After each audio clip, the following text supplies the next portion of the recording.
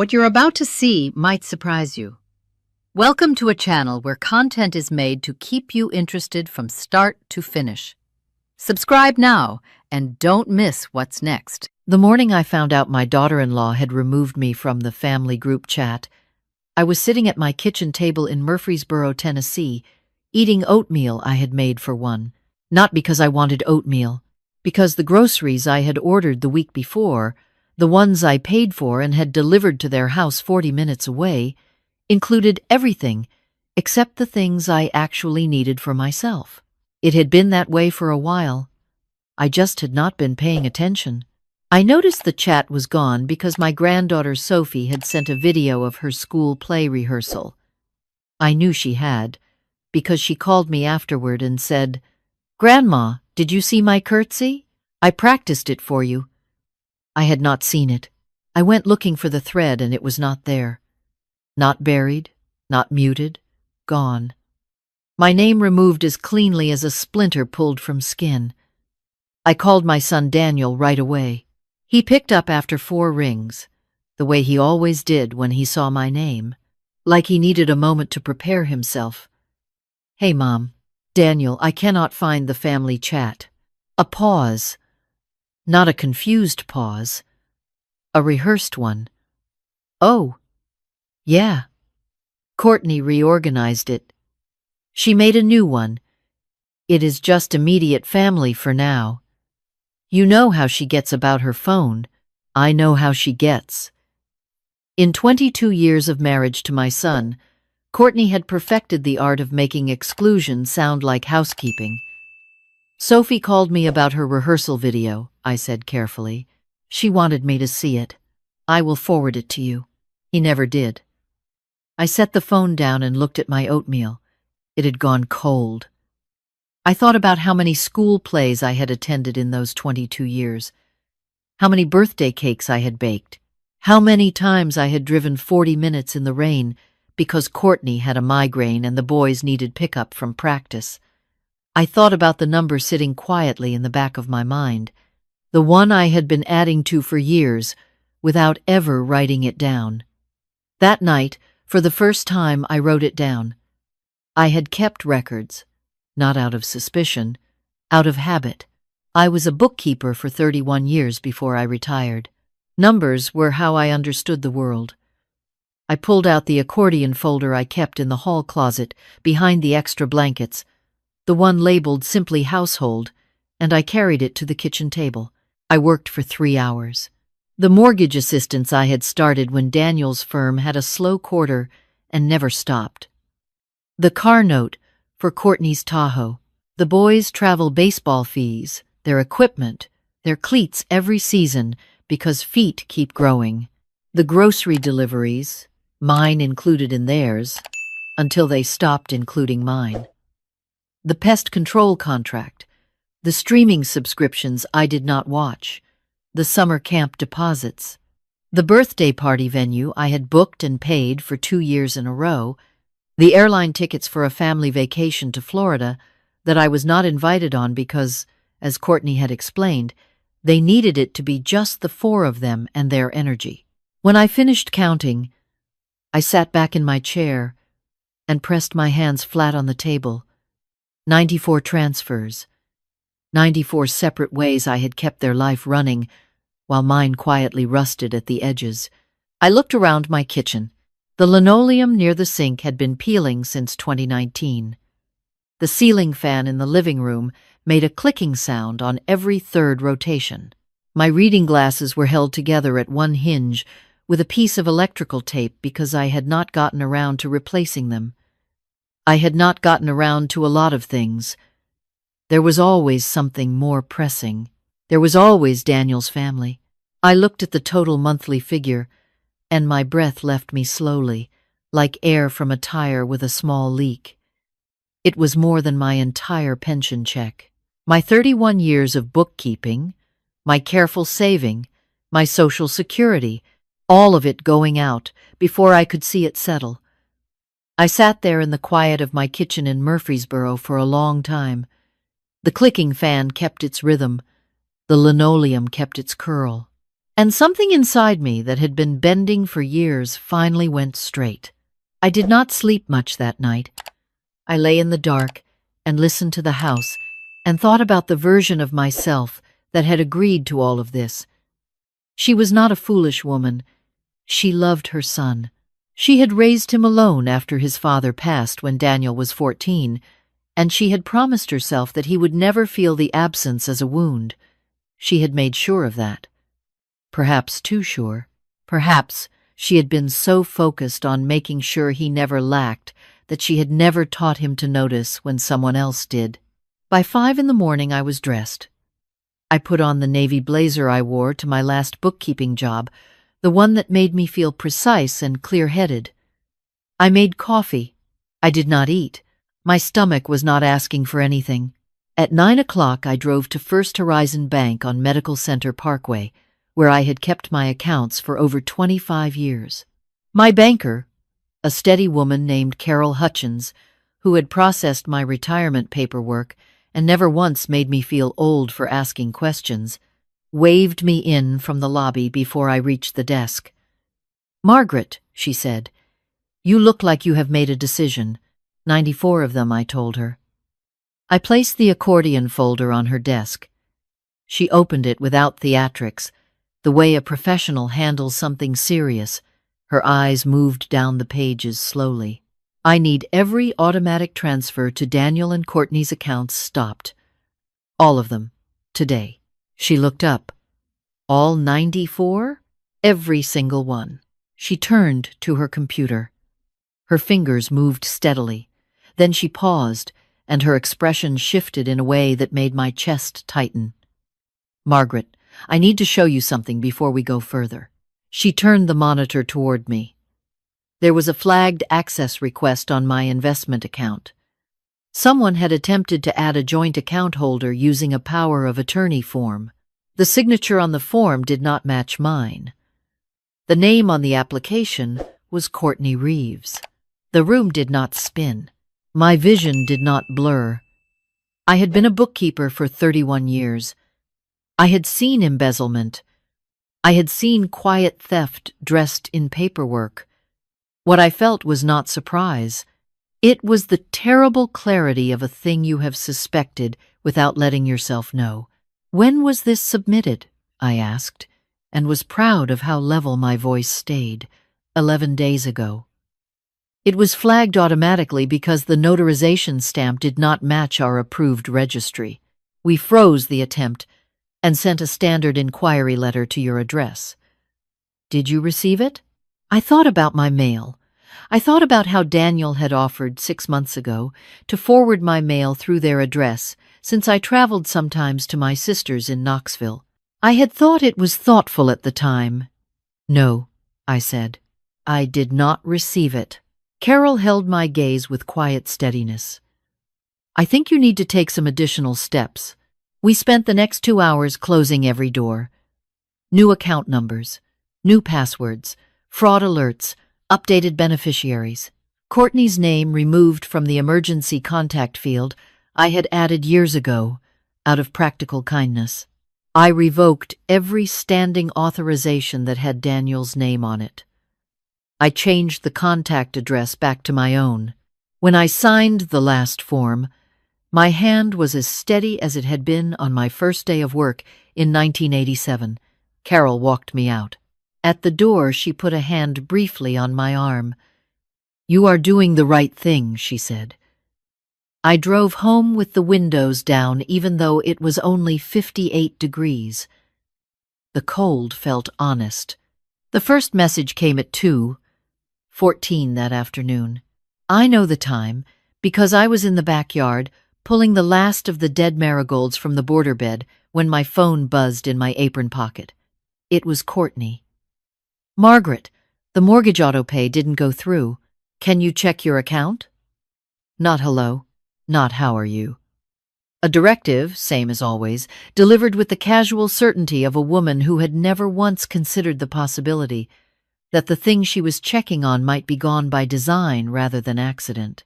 I tucked the phone back in my pocket and pulled another marigold. The next message arrived 8 minutes later. Also, the boys' baseball registration bounced. The fall season starts in 2 weeks. This needs to be fixed today. Then Daniel. Mom, something is wrong with the transfers. Call me. Then Courtney again. Are you having trouble with online banking? I can help you reset it if you forgot the password. I almost laughed. The audacity of that sentence had a particular texture I recognized. It was the texture of someone who believed completely that your incompetence was more likely than their exposure. I went inside, washed the soil from my hands, and put the kettle on. By 4 o'clock, the messages had changed tone.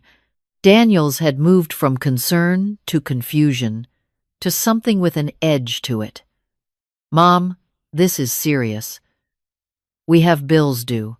The Tahoe payment is going to be late. Do you understand what that does to our credit? Mom, please respond. I poured my tea and sat in the armchair by the front window. The maple in the yard had started to turn. The first real color of fall, orange at the edges like something cautious about committing. At 5:47, Courtney sent a message that I read twice.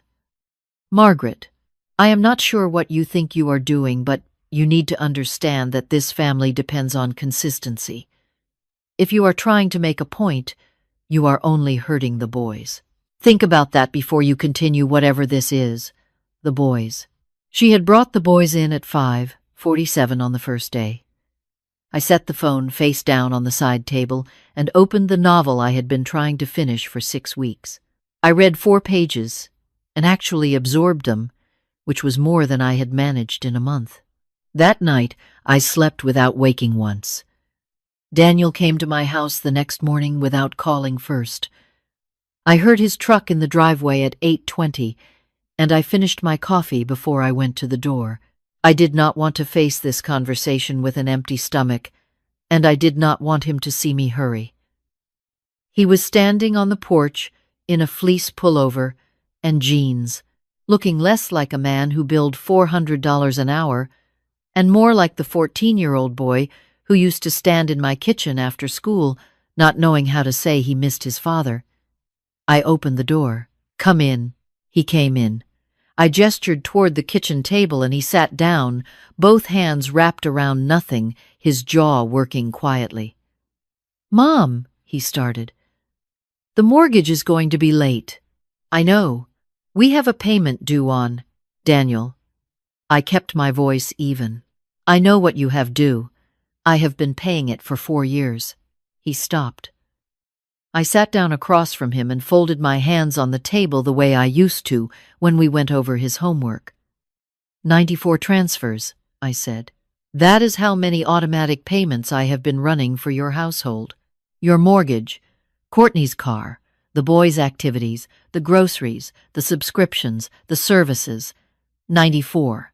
His face moved through several things. Discomfort. The beginning of an argument that dissolved before it formed. Then something I had not seen from him in a long time. Shame. Mom, I didn't realize it was... That is exactly the problem. I kept my voice level. You never asked. Not once in 4 years did you sit down with me and say, Mom, are you all right carrying this? Because I can tell you what you would have heard. I am not all right. I have been patching my reading glasses with electrical tape.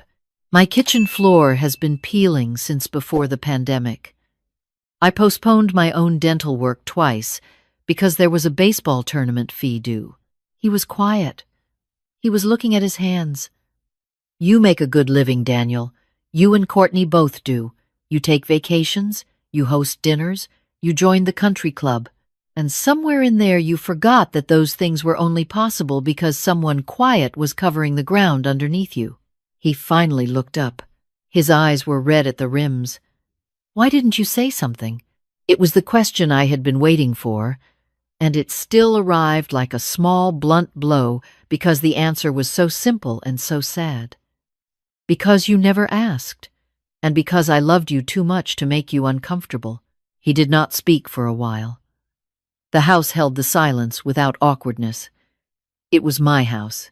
It had held harder things. Then his voice dropped. Courtney thinks she can talk to someone, a mediator. She's saying you're not handling your finances responsibly. I let that sentence sit in the air between us. I watched him hear it through my ears. Courtney, I said slowly, attempted to add herself as a joint holder on my investment account 11 days ago, using a power of attorney form with a forged signature. The bank flagged it and notified me. The color left his face in a single, visible wave. What? She has been intercepting my mail, Daniel. The bank's inquiry letter went to your address. I have already spoken with a fraud attorney. I have copies of the flagged application, the signature comparison, and the mail forwarding record I authorized in your name.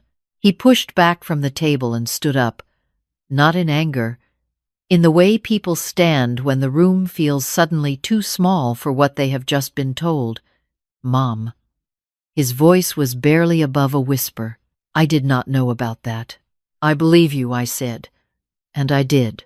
That was perhaps the most painful part. Daniel was not calculating. Daniel was simply absent. He had learned to let Courtney manage things, and Courtney had learned to manage everything. What are you going to do? He asked. That depends on what Courtney does next, I said. If she walks away from this quietly, I will let the fraud matter rest. If she pushes, I will not. He stood at the edge of my kitchen for a long moment. Then he sat back down. Not at the table. On the small bench by the back door, the one where the boys used to sit to pull off their muddy cleats. He sat there like a man who had just arrived somewhere he should have been a long time ago. I'm sorry, Mom. I nodded. I did not rush to absolve him. Some things need to be sat with. He left an hour later, quieter than he had arrived. I stood at the window and watched his truck back out of the driveway. The maple had opened another degree of orange since morning. I noticed I was hungry, and I was glad of it. Hunger means your body is paying attention to itself again. That afternoon, Sophie called me. She was 20, a junior at Belmont, studying music education with the kind of clear-eyed certainty about her future that I found genuinely moving. She had her mother's cheekbones and her father's stubbornness, but her temperament was entirely her own, something warmer and more careful than either of them. "Grandma," she said, "are you okay?" "It's really bad over here." I told her I was fine. Better than I had been in a while, actually. She was quiet for a moment. Then, carefully, I saw the bank folder, the one Dad threw on the counter. I saw all of it. A pause. I had no idea. "I know, sweetheart. 94? Her voice was disbelieving and grieved at once. 94. Another pause. Longer this time. "Grandma, I want to tell you something, and I need you to not be upset with me for how I found it." She took a breath. "I went looking for my birth certificate last month in Mom's office files. She was going to help me update my passport. I found some documents in there that had your name on them, like a lot of your personal information. Loan pre-applications, a refinancing inquiry." There were notes in her handwriting about timeline. My grip on the phone tightened slightly. I had already known about the investment account, but this told me the scope had been larger. "I took photos," Sophie said. "I did not know what to do with them. I almost didn't tell you. But Grandma, you need to know. Email them to me," I said. "Right now, while we are on the phone." She did. I opened them while she waited. 4 documents. One was a preliminary refinancing application on my house, with my address, my estimated home value, and projected equity figures written in Courtney's neat, looping hand. There were notes about timing in the margin. 2 of the other documents were loan co-signer inquiry forms, the kind a bank uses when someone wants to attach another person's assets to a borrowing application. Courtney had not just been accessing my accounts. She had been building a case for using my house, my equity, my name, as collateral for something larger. Something I would have been responsible for and likely never told about until it was too late to undo. I sat with this for a moment. 31 years as a bookkeeper had taught me that financial harm dressed in family clothing is still financial harm. It does not matter that the person holding the pen shares your last name by marriage. The damage lands the same. Sophie, I said, I am not upset with you. You did exactly the right thing. She exhaled. Mom keeps saying you're doing this out of spite, that you just want to see them struggle. And what do you think? A brief silence. Then, I think you finally stopped letting them not see you. I had to press my lips together for a moment before I could answer. That is exactly right. She told me she had a new part-time position at a music studio teaching beginner piano to kids on Saturday mornings. She paid her own rent, split with 2 roommates in East Nashville. She was proud of it. She said it without bragging. Just the quiet satisfaction of someone learning the weight of their own life and finding it manageable. I am proud of you, I told her. More than you probably know. After we hung up, I sat in the armchair for a while without doing anything. Outside, the maples stood in the late afternoon light, more orange now than green. I thought about the version of myself who had been standing at the edge of her own life for years, handing pieces of it quietly over a fence to people who never looked to see where they were coming from. I thought about how long a person can do that before she forgets what she was trying to hold on to. I was done forgetting. I called the fraud attorney the following morning and forwarded Sophie's photos. He confirmed what I had suspected. The refinancing inquiry had been a preliminary step, and had it moved further without my knowledge, I could have been attached to a significant debt obligation with no legal awareness or consent. He advised me on the specific steps to take and told me the bank's flagged application alone was enough to pursue a formal complaint if I chose to. I chose to. Courtney received notice from the bank's fraud division 12 days later. I did not hear about it from Daniel. I heard about it from my neighbor Patrice, who mentioned she had seen Courtney's Tahoe parked outside the Reeves house with a for sale sign in the window. Then from my friend Gloria, who ran into Daniel at the hardware store and said he looked like he had aged several years and was buying materials for a repair project in their kitchen, which he was apparently doing himself for the first time in his adult life. Then from Sophie, who texted to say that her mother had quietly closed her membership at the club and was taking on additional consulting clients. The structure was not collapsing. It was simply finding its actual foundation. It turned out the foundation was smaller than the structure had been pretending. I did not feel triumphant about any of it. I want to be honest about that. There is a version of this story that turns into something sharp and satisfying. A story where the person who was wronged stands at a window watching the consequences arrive and feels vindicated. That was not what I felt. What I felt was something more like grief with a clean edge to it. Grief for the years I had spent making myself smaller to keep the peace. Grief for the son I had somewhere along the way, let learn that love was a service you could bill against. But beneath the grief, something else. Something that had been waiting a long time to be noticed. I fixed the kitchen floor. It took a Saturday and 2 hours of watching tutorials on my laptop, but I got it done. The new linoleum was a warm cream color, and it looked so much better than I had expected that I stood in the middle of the kitchen for a full minute, just looking at it. I scheduled the dental appointment I had been putting off. I bought a new pair of reading glasses, the kind with the slim tortoiseshell frames I had admired in the pharmacy for 2 years and never let myself pick up. I wore them around the house that evening while I read, just because I could, just because they were mine and I had chosen them. Daniel came back 6 weeks after our kitchen table conversation. He called first this time, asked if he could stop by on a Saturday, said he wanted to bring the boys. I said yes. He arrived at 11.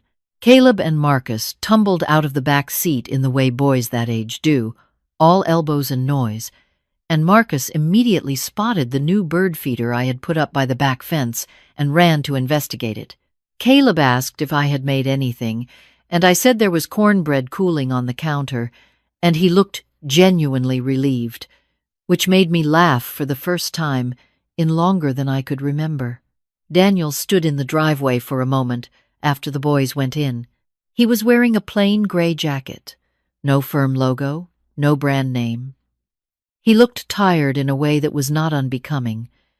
It was the tired of a man doing his own work for the first time in a while. "Thank you for having us," he said. "You are my son," I said. "You do not thank me for that." We went inside. I made lunch. Tomato soup and cornbread, nothing elaborate. The boys ate like they had not seen a home-cooked meal in some time, which I suspected was not entirely an exaggeration. Marcus showed me a drawing he had made at school of an astronaut on a planet with 2 moons. Caleb told me about a book he was reading about shipwrecks.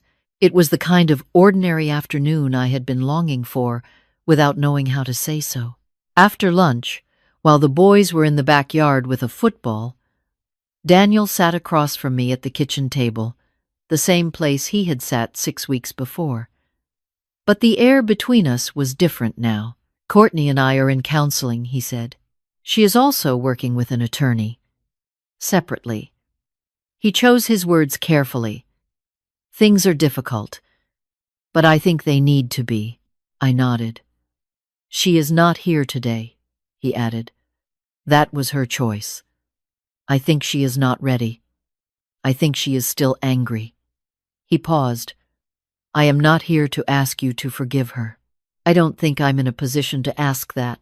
"You are right," I said gently. "That is between her and me, when and if the time comes."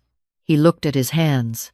"I keep thinking about what you said, about how I never asked." He swallowed. "I didn't ask because I think some part of me didn't want to know. Knowing would have meant changing something, and I had gotten very comfortable." This was more honest than I had expected from him, and I let it land before I responded. "People do that," I said. "It is not unique to you.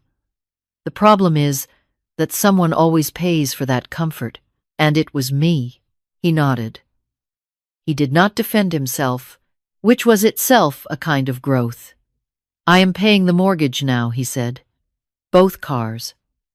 The boys' fees. Everything. It is hard." He said this last word simply, without drama, like someone reporting a weather condition. "But I think it is supposed to be." "It is," I agreed. From the backyard, one of the boys shouted something about the football going over the fence, and the other one laughed, and for a moment the kitchen was filled with the sound of them being 12 and 10 and uncomplicated, and something in my chest loosened in a way that had nothing to do with money and everything to do with love. "Can we do this again?" Daniel asked. "Bring the boys, I mean. Not for anything. Just lunch. Every other Saturday," I said. "If you call first." He almost smiled. It was the beginning of one anyway. After they left, I stood on the porch for a while in the cool air, watching the maple. It had gone fully orange now, the kind of orange that looks lit from inside. The light was going golden and low, the particular slant of a Tennessee October afternoon that makes everything look like it is being remembered rather than experienced. I went back inside. I put on water for tea. I took the accordion folder out of the hall closet one last time, walked it to the recycling bin in the kitchen, and dropped it in without ceremony. It landed with a soft, definitive sound. Then I cut myself a piece of cornbread, the last one, still just barely warm, and I sat at my kitchen table and ate it slowly, in my own house, at my own table, in my own good quiet, wearing my new reading glasses and feeling, for the first time in a very long time, like the most important person in my own life. There is something I want to say to anyone who has been sitting in the position I sat in for too many years. The giving is not the problem. Love expresses itself through giving. The problem is when the giving becomes so automatic, so expected, so invisible to the people receiving it, that it stops looking like a choice and starts looking like an obligation. When your generosity is mistaken for your function, something has gone wrong. You are allowed to stop. You are allowed to look at the numbers, whatever your numbers are, the money, or the time, or the pieces of yourself you have been parceling out quietly, and decide that the balance needs to shift. You are allowed to spend some of what you have left on the person who earned it, on yourself. It is never too late to walk back into your own kitchen and find that the floor you fixed yourself is solid under your feet. It is never too late to come home.